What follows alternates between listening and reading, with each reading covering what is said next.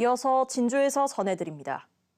하동에서 실종 신고가 접수된 40대 여성이 순찰차 뒷좌석에서 숨진 채 발견돼 논란이 일고 있는데요.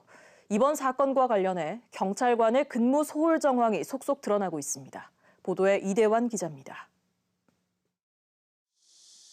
경남 하동군의 한 파출소. 주차장의 순찰차가 검은 덮개로 가려져 있습니다. 40대 여성이 이 순찰차에 들어간 시각은 지난 16일 새벽 2시쯤. 이 여성은 36시간 뒤인 지난 17일 오후 2시쯤 경찰관에 의해 숨진 채 발견됐습니다.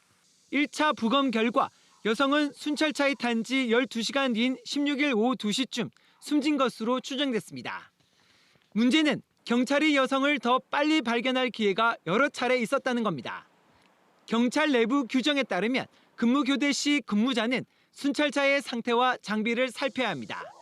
규정대로라면 오전 9시 교대 근무자 중 누구라도 숨지기 전 뒷좌석의 여성을 발견했어야 합니다.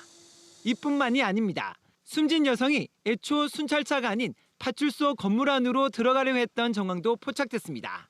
하지만 당시 파출소 출입문은 잠겨 있었고 이 여성은 한동안 입구를 서성인 것으로 확인됐습니다.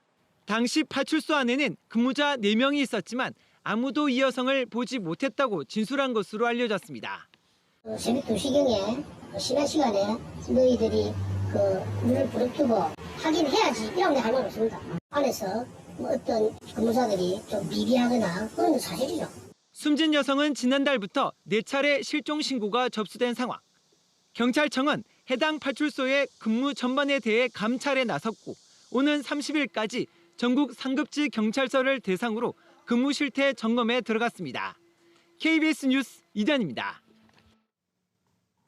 우주항공청은 하반기 일반 임기제 공무원 경력 채용에 모두 590여 명이 응시해 평균 경쟁률 9.1대 1을 기록했다고 밝혔습니다. 직급별로 선임 연구원직 9.6대 1, 6급 연구원 7.8대 1, 7급 연구원 14.8대 1의 경쟁률을 보였습니다.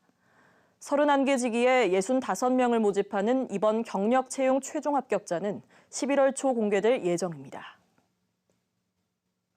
한국항공우주산업 카이가 태국 국영 항공기 전문업체 타이와 T50TH 항공기 운영에 필요한 후속 지원 사업 업무 협약을 맺었습니다. 이번 협약으로 카이와 타이는 앞으로 T50TH의 가동률 향상과 후속 지원 역량 강화를 위해 협력하고 아시아 시장 항공정비 거점 마련 등 중장기 협력 방안을 구체화할 계획입니다. 진주시가 지역 모범 장수기업 3곳으로 진주특종제지와 남강제지, 동이공업을 선정했습니다.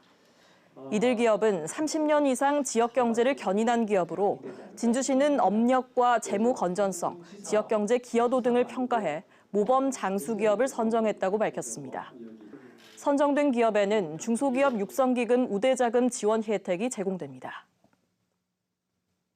진주시의회가 최근 한국토지주택공사 LH가 추진 중인 충청권 제2데이터센터 신설과 관련해 강력 반발하고 나섰습니다. 진주시의회는 입장문을 통해 경상남도 진주시와 협의 없는 제2데이터센터 신설은 신뢰를 저버리는 행위라고 지적하고 진주 지역의 데이터센터 구축을 촉구했습니다. 지금까지 진주에서 전해드렸습니다.